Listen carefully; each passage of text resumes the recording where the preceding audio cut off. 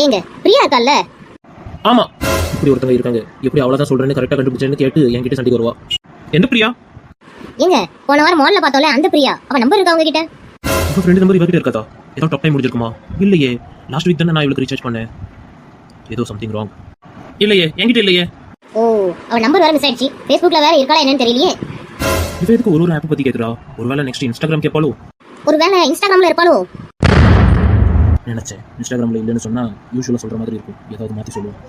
சொல்லி பார்ப்போம். விட்டாலும் விட்டுருவா. இன்ஸ்டால இல்லாம யார் இருக்கா இப்போலாம்? அவ ஐடி தெரியுமா?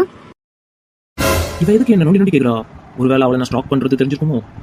இல்லையே, நான் அவள் ஃபாலோ கூட பண்ணல. வாய்ப்பே இல்லையே. ஒருவேளை போட்டு வாங்குறாளோ முதல்ல இடத்த காலி பண்ணுவா.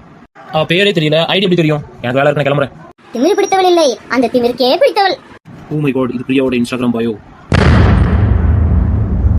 S, we are in danger. பேசாம சும்மா சைட் தான் அடிச்சேன்னு நம்மளே போய் சரண்டர் ஆயிடலாமா? பட் இவ எப்படி கண்டுபிடிச்சிருப்பா? நாம அவளை மீட் பண்ணது போன வாரம் ஞாயிற்றுக்கிழமை 7 மணிக்கு.